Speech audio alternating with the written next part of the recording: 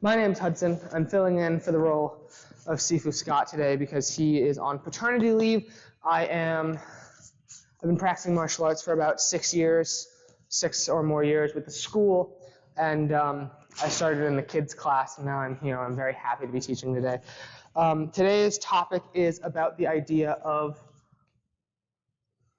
building time versus spending time. You're gaining time instead of, I'm spending time here, I'm losing time here, all these kinds of things. So it kind of ties in with our question of the week, is life too short or is life too long? Whereas I like to think that life is just as long as it needs to be. That's at least the Zen topic of it, where you can think about, if life was any longer, it would be easy for us to slip up and to not find purpose in doing everything every day and kind of, lounging around, or we'd fill it with something, but it wouldn't be the same. If life was shorter, we would have this frenzy behind it. But the cool part is, or the scary part for a lot of people, is that we don't know when life is going to end. We don't know when it's going to stop and we go to wherever it is that we go. I couldn't tell you about that, but I can tell you about right now. So in life, we have people who are glass half full and glass half empty, and in Zen we try to be the glass half full, where life is just everything we can get. We're in the present moment the whole time. And so part of building time instead of losing time is that we are constantly working and enjoying the moment that we have. The future is out of our reach. We will never be in the future. The future does not exist. We are only in the present. And the past is gone. We can't do anything about it.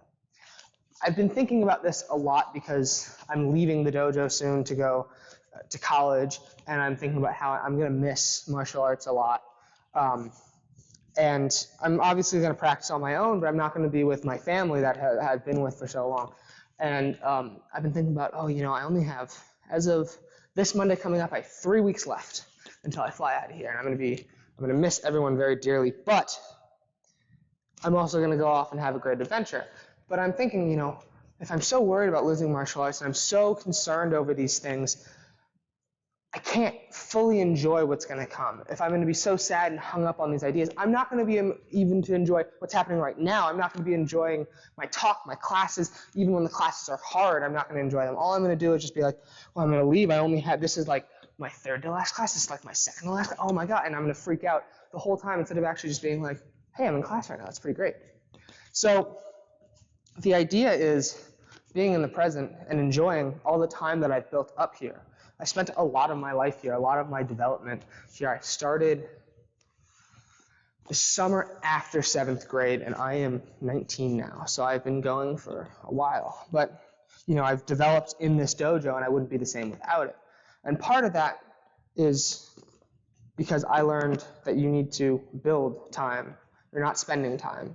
You get to enjoy every second with every little bit more that you know. You don't have to worry about, when am I going to run out? When is it going to end? Because you have all this wonderful stuff that's already came that you get to enjoy. You get to be in this present moment, loving every second. And I have a story that actually was told to me in my first meditation class by Sifu, and it helped me come to this realization when I was in a time of struggling and loss. And it is called The River. Now I'm going to read the whole thing, and I'm trying to read it slowly so everyone can understand me instead of me stumbling over my words.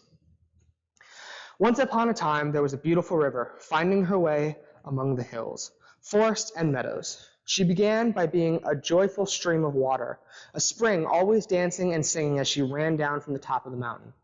She was very young at the time, and as she came to the lowland, she slowed down. She was thinking about going to the ocean. As she grew up, she learned to look beautiful, winding gracefully among the hills and meadows. One day, she noticed the clouds within herself, clouds of all sorts of colors and forms. She did nothing during these days but chase after these clouds. She wanted to possess a cloud, to have one for herself. But clouds float and travel in the sky, and they are always changing their form. Sometimes they look like an overcoat, sometimes like a horse. Because of this nature of impermanence within the clouds, the river suffered very much. Her pleasures, her joy had become just chasing after clouds, one after another. But despair, anger, and hatred became her life. Then one day, a strong wind came and blew all the clouds in the sky.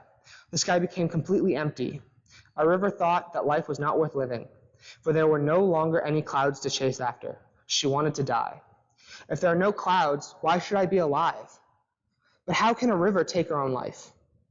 That night, the river had the opportunity to go back to herself for the first time. She had been running for so long after something outside of herself that she had never seen herself. That night was the first opportunity for her to hear her own crying, the sounds of water crashing against the banks of the river. Because she was able to listen to her own voice, she discovered something quite important. She realized that she had been looking for was already in herself. She found out that the clouds are nothing but water. Clouds are born from water and will return to water.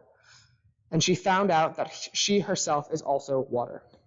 The next morning, when the sun was in the sky, she discovered something beautiful. She saw a blue sky for the first time. She had never noticed it before. She had only been interested in clouds, and she had missed seeing the sky, which is the home of all the clouds. Clouds are impermanent, but the sky is stable. She realized that the immense sky had been within her heart since the very beginning. This great insight brought her peace and happiness. As she saw the vast, wonderful blue sky, she knew that her peace and stability would never be lost again. That afternoon, the clouds returned, but this time she did not want to possess any of them. She could see the beauty of each cloud, and she was able to welcome all of them.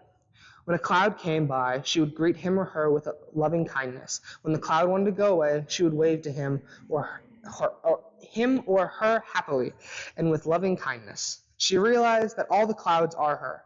She didn't have to choose between the clouds and herself. Peace and harmony existed between her and the clouds. That evening, something wonderful happened. When she opened her heart completely to the evening sky, she received the image of the moon, beautiful, round, like a jewel within herself. She had never imagined that she could receive such a beautiful image. There's a very beautiful poem in Chinese. The fresh and beautiful moon is traveling in the utmost empty sky. When the mind rivers of living beings are free, that image of the beautiful moon will reflect in each of us. This was the mind of the river at that moment. She received the image of the beautiful moon within her heart, and the water, clouds, and moon took each other's hands and practiced walking meditation slowly, slowly to the ocean. There's nothing to chase after. We can go back to ourselves, enjoy our breathing, our smiling, ourselves, and our beautiful environment. That is kind of the philosophy, not kind of, it's exactly the philosophy of Zen. We have these moments in our lives that pass. There's nothing we can do about it. They will come and go. The only stable thing that we really have is ourselves and our breath and the focus that we can put on ourselves, our love for ourselves. Growing up in this technologically advanced world where everything's at our fingertips, it's really easy to be swept up in the idea of what we should be and what we shouldn't be, and all the things that we haven't done yet, and how far we're supposed to go, and where we should be at now. And it's really hard to focus on just being really happy with the moment. I'm going to music school, and the big fundamental idea that the school is trying to push is that you are where you're supposed to be right now. That's the whole reason why you're in school. If you knew everything already, you wouldn't be here. You wouldn't be doing this. You already would be amazing at it. And it's kind of that way for life. I am where I am. I cannot be any further than that, and I cannot be any further behind. I can't control where I am right now. All I can control is my actions and enjoyment in the moment. And I can push myself to get better, but better is later. Better is not now. So we sit and we enjoy ourselves as much as we can. And I think that that's the core of meditation, is just being to be. Not being to do something, not living for somebody else, not living for a purpose, but living just because we can live. We have the gift of life. And that's all we need. Of course, it's nice to go and enjoy other things. That's the purpose of life, is to enjoy things. But at the same time, we can just be, even in our darkest moments. And in that essence, even when we are devastated and feel there's no place to go on, we can still somehow manage to be happy when we're just with ourselves. A quote about this that I really liked: "The question of distance and time is one that arises only at the beginning. It does not matter how far we think we have gone. It is our willingness to open radically and repeatedly just now that just now that characterizes this joy. It is our willingness to open radically and repeatedly just now that characterizes our joy. It's the idea of just sitting to sit, breathing to breathe, meditating because you can, taking one step slower when you're walking on the street because you just can, you just should.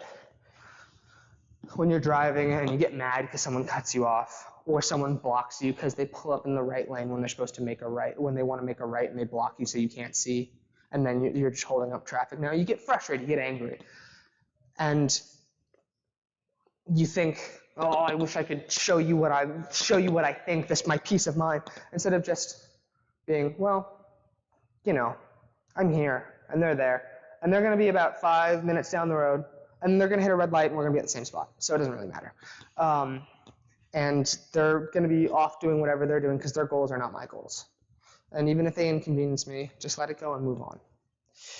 It's really crucial that we just enjoy what we have, because without it, there's nothing more we can really do.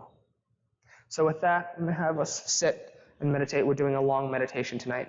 We're going to enjoy it and just enjoy the moment for what is. Thank you.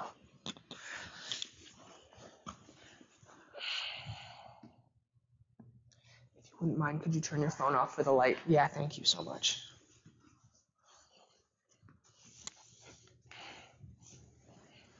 Now when you sit to meditate, you can sit seiza with your legs down like this, or you can sit cross-legged. It's easy.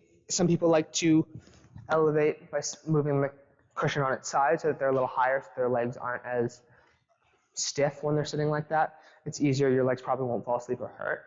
I like to sit with my legs crossed. I have my left leg over my right leg, and I keep my hands at my center the whole time because this is the way that I saw the Buddha statue sitting at Mount Baldy Zen Center. There's no other reason besides that. We are supposed to keep our hands either at our hips or together. That's up to you. You can have your legs however you want. I do the half lotus because I can't do the full lotus. So we're going to sit. It's our long meditation. It's going to be about 30 minutes. We're going to enjoy ourselves and each other in our present moment. We're going to close our eyes. I'll help you with a few breaths, slowly calming the mind down. We're going to breathe in and exhale all the breath out with a double exhale. We're going to breathe in, hold, and exhale. In, hold, and exhale. In, hold, and exhale. With every breath, filling out your lungs, filling out your belly. In, hold, and exhale. In, hold, exhale. Last one. In, hold, and exhale. Adding a double exhale at the end. Let the breath come in naturally. Feel the sensation of the breath. Do not control it. Just enjoy it.